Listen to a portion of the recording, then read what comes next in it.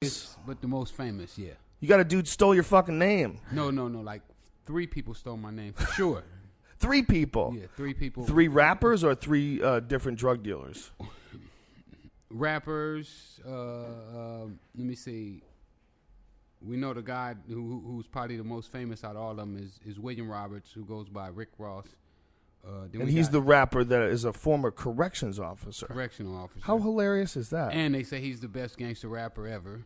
Better than Pac and Biggie. That's nonsense. And then we got my man who's cool, who I'm cool with, and I don't mind him using parts of my name. It's Freeway out of Philly. And we also have it was a Freeway Rich out of Kansas City that did pretty good in the Midwest. There are also some guys right now out of Ohio who go by the name of the Freeway Boys. So that's 4 different groups that have taken my name or my parts of my persona and used it. Well, one of them got very famous though. Very famous right now. Yeah. That's fascinating.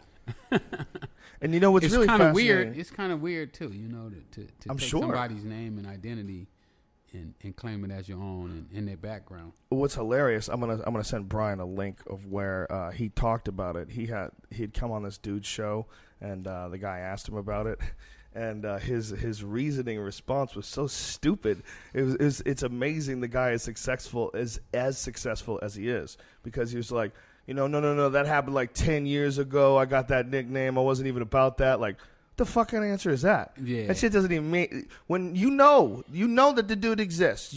I know. Okay, I'm a white stand-up comedian. I know who Freeway Ricky Ross is. You don't know, and you're a fucking corrections officer who became a rapper, and you're in that world, and you don't know who Rick Ross is, and you just happen to have his fucking name. Well, the guy. One thing I gotta get a guy is he's powerful. He done put some moves together now. That he's getting courts and everybody to do what he wants them to do. So whatever he's doing, he's damn good at it. I mean, to have the judge to rule in his favor the other day was like really, really ironic to me. I could not believe that somebody could say that if somebody steals something from you, no matter how long it is that it takes you before you catch them and can bring them to the jurisdiction's attention, how could they say that the statute of limitations had ran out? That was just so crazy to me. How do you have a statute of limitations on your name? That's what I was saying. I mean, if somebody steals something from you, and it takes you 10 years to catch them with it, and you catch them with it, it has all the makings on it that it's yours. How could you not be made to give it back? You know what I'm saying? You saying, he had his 10 years, so now it's his. Well, what's really crazy is that it's in rap, the world of rap is supposed to be the most legitimate world ever. Like, you can't get caught with any bullshit. You can't get caught faking anything. If you get caught faking anything, people will turn on you. Yeah, it used to be like that. It used to be like that. If you bit a lyric. Yeah. If you bit somebody's rhyme or lyric and you were done. Yeah. Remember Nelly Vanelli? I mean, those guys last like... Milli Vanilli. Nelly Vanelli. Yeah. Well, those guys weren't really rappers, though. But I mean, Rick Ross. But it was still during the time of genuine, real. Yes. And now I think that the time has changed so much that it's not about real anymore. It's about faking it, Well, it's once someone gets popular enough that they bypass the underground hardcore fans and they make it into the mainstream, and then they become a part of pop culture. Like this, every day I'm hustling. That just got into the mainstream culture. Yeah. Because the words in between that, they're not good. No. He's not a good rapper. It's that every day I'm hustling is just so good. When you hear that in a club, you're like, damn, that's good. It's just such a good hook that made him. I mean, that's where it all took off from. Exactly. And And then you have Universal behind you pushing. Yeah. They start pushing stuff down our kids' throat, and next thing you know, they're taking it. That's fascinating. So he's got your name now. So now it's legal that he's got your name. Well, why wouldn't he use his own fucking name? Rick Ross is just a name. You know what I mean? It's not like Star Child Beyond the Grave. You know what I mean? You don't have like some crazy fucking name. You know what I mean? What's his name? His real name? William Roberts. What's wrong with Bill Roberts? I don't know. How about Bill Roberts Bill the Roberts. Third? I'm ready to wrap it Rick up here. Ross. I mean, if it Rick was, Ross sounds like a guy who sells you real estate. you could be like on one of those billboards that they have on the bus stops. You know, Rick Ross. A big smile on your face. If my mom would have named me William Roberts, my name would be William Roberts. Yeah. You'd be Freeway Will Roberts. Exactly. What's wrong with that? Well, you know. Hey, man, we can't hear you in the background. This ain't on a microphone. Even that, every day I'm hustling is something that I used to say. He got that out of a book that Gary Webb wrote called Dark Alliance. And, you know, I was telling Gary that I'm hustling every day. So he took that and turned it into a song. So, I mean, you know, I don't know what it is with this guy. You know, he tattooed my name on his hand. That's so strange. I mean, I'm a little... That's so strange. It's a little weird, you know. And he used to be a corrections officer, which is really fucked up because to become a corrections officer, they got to do a background check on you. Oh, man. They got to make sure you're not a felon. Squeaky clean.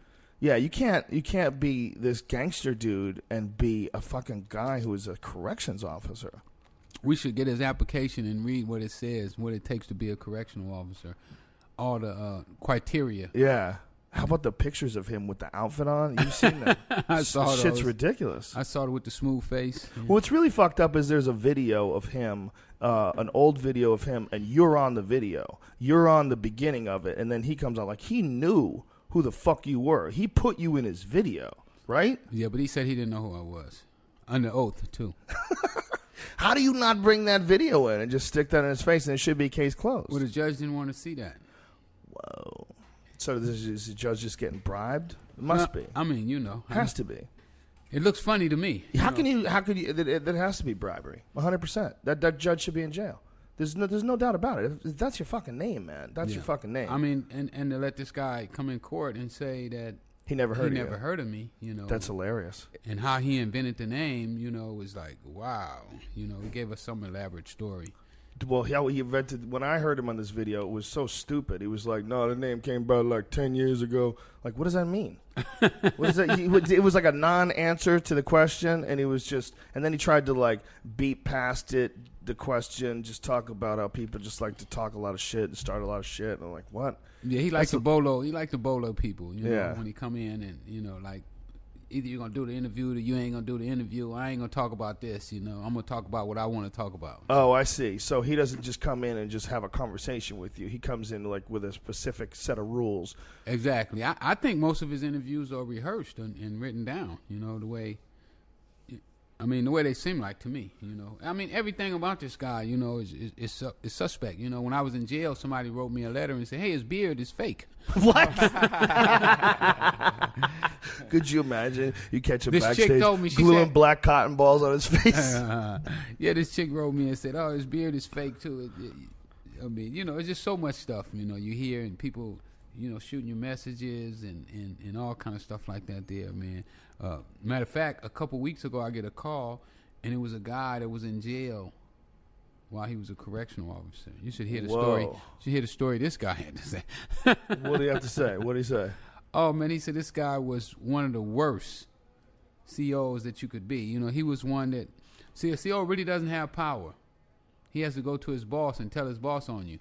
So he said that this guy was running around the cell sneaking, trying to hear what they talking about, and if they shooting dice, he'd run up and tell his boss, hey, they down there shooting dice, boss.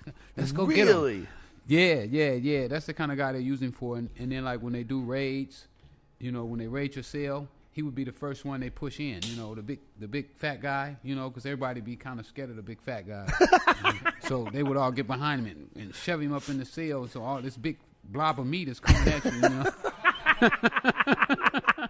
So he was their battering ram. Yeah. Oh, that's hilarious. Wow. It's so fucked up that guy got legitimate, that all of a sudden he's a legit rap star. Man. It's fascinating. It's fascinating how that snuck by, you know. Well, you know, our people just let him slide him on in there on us, you know, and slowly he was accepted, you know. It seems like that can't last. It seems like, you know, rappers have a short shelf life anyway, a lot of them. I mean, there's dudes like Jay-Z and Nas that will just stick around just because they're so talented. You can't stop them. But a lot of rappers, they come for a little while, and then I got to think this is going to take wind out of his sail eventually.